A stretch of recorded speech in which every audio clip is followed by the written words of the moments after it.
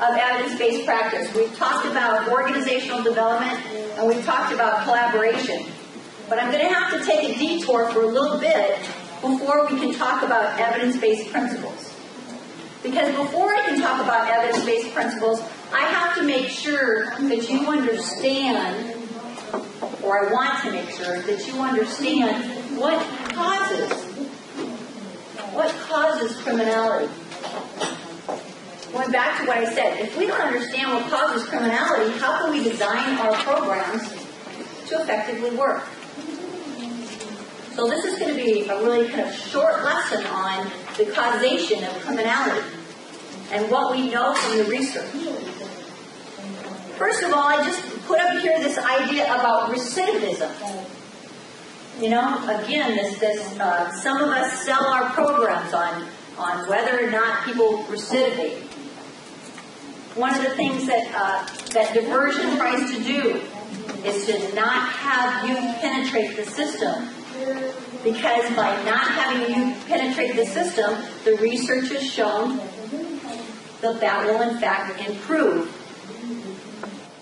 the potential for them not coming into the system. The quicker we deal with them. This whole idea about but understanding criminal behavior is also understanding this tendency to relapse into a previous and undesirable type, especially as it applies to crime. Again, I use kind of a medical analogy. Think about diabetes for a second. There are two things about criminality that you have to understand, and it plays closely with medical again. And I use the diabetes analogy.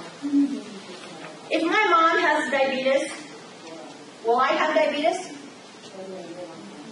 No? Possibly. Does my chances for diabetes go up if my mom has it? Absolutely. If my mom and my dad have diabetes, will I have diabetes? Possibly. Do my chances go up even further? Absolutely. Okay?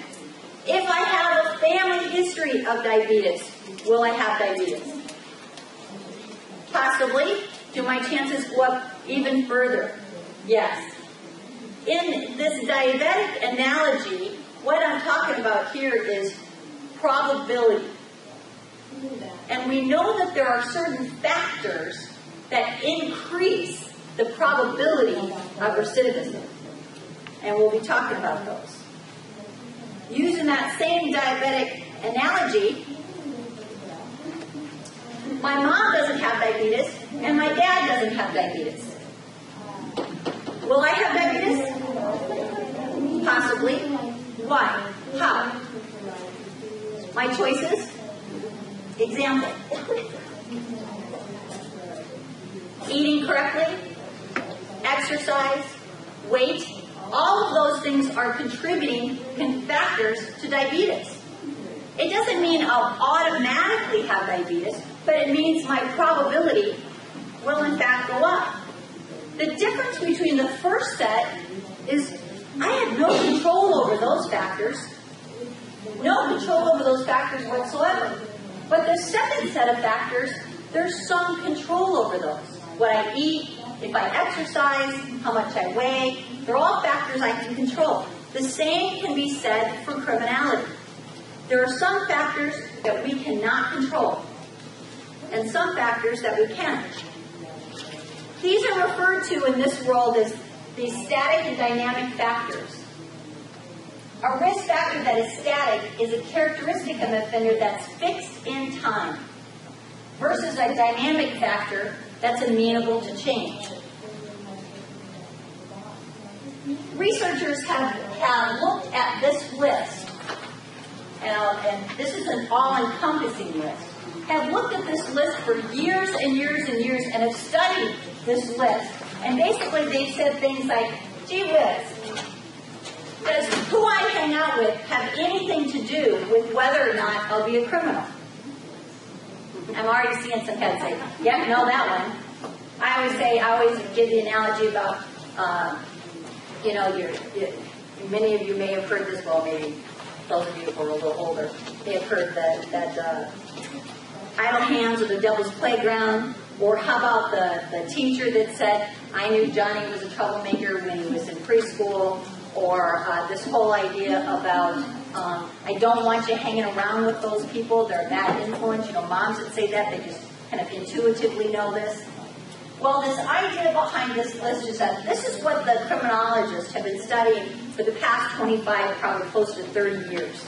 And what they said is we needed to know which of these factors were most important. So just real quickly, I just want to make sure that you understand what I mean, and I am going to do this really quickly. When they talk about achievement level, they're talking about educational, social achievement, and so on. When they talk about a history of antisocial behavior, they're talking about a history of law violations or convictions. What's most important for you to note here is this idea about the getting started early in life. And what the criminologist asks is that the earlier you get involved in the criminal justice system, does that have an impact on whether or not you'll recidivate? That's the question that they asked. Whether or not gender and race had anything to do with recidivism. Whether or not cognitive functioning had anything to do. What their intellectual abilities or aptitude was. As we already mentioned, their associations, who I hang out with, have anything to do with criminality. How about their family history? If my parents got in trouble, will I get in trouble? If my parents have poor parenting skills, will I get in trouble? Social stresses. This personality pro-criminal. If I have this propensity for rage and anger and defiance, or even a criminal identity, will that automatically increase my probability of recidivism? This personality antisocial. If I'm the type that I'm very impulsive, how many of you have ever gone up in an air balloon? Anybody? Anybody ever skydive? Anybody ride a motorcycle? Anybody ever drive a race car? I mean, there's just some of us that like kind of this impulsive, risk-taking kind of behavior. Now, the fact that I'm a risk taker, does that automatically increase my probability for crime? Personality, these personal distresses, alienation, anxiety, depression, mental disorder, low self-esteem. How closely are those related to recidivism? Physical health. People who have a tendency for lots of hospitalizations. In particular, for broken bones. Does that tell us anything about their propensity for criminality? Social class, their occupational status or educational level. Or substance abuse. So what I've done is I've ran through that list very quickly in terms of saying, here's what the researchers have looked at over the years to try and decide which factors are most closely associated with criminality. Do I have any kind of guesses right off the top of anything that you think might be right up there towards the top of most closely associated with criminality? Antisocial behavior, I heard family. Associations. See how you do. This first and foremost is this personality, these pro-criminal attitudes, the values, beliefs, and cognitive kind of emotional states. Those individuals that you see that have this kind of criminal identity. They say people who have this rage and anger have a higher propensity. Again, I use the diabetic analogy. A higher propensity. I know a lot of people who have an anger problem who have never been in trouble with the law. But does it increase their propensity? Does it increase their probability? Another one, as you heard, is this pro-criminal associations. So in other words, those companions. The third is this personality antisocial. When we're talking about antisocial here, we're not talking about an antisocial disorder like we talk about in mental illness. What we're talking about here is antisocial as opposed to pro-social, meaning that against society. history of antisocial behavior, evident from a young age in a variety of settings, involved in a variety of different acts. One of the things that's very, very clear, and if you didn't know it before, I hope to take it away from today. One of the biggest contributing factors, and I already mentioned it, the younger you get involved in the criminal justice system, the higher probability that you have of returning. Now, is that a dynamic or a static factor? Pardon me? Dynamic. Can't change it.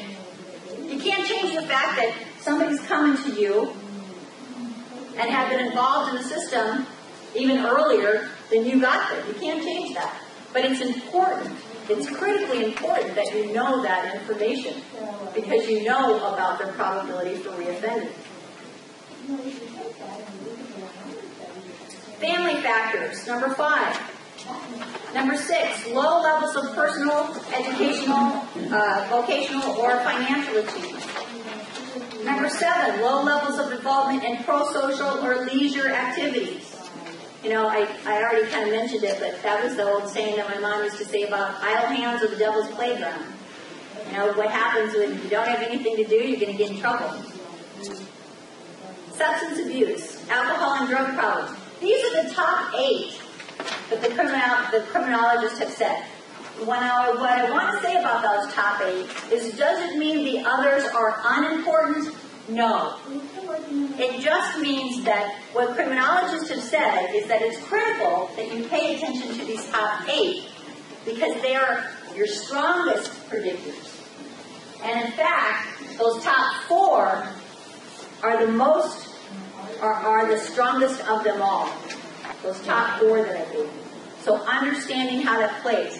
And as we get into the next section and talk about assessment, we'll talk about how those top 4 play into that. What's important that you know, though, is that as top 4, these top 8, the criminologists have said, pay attention.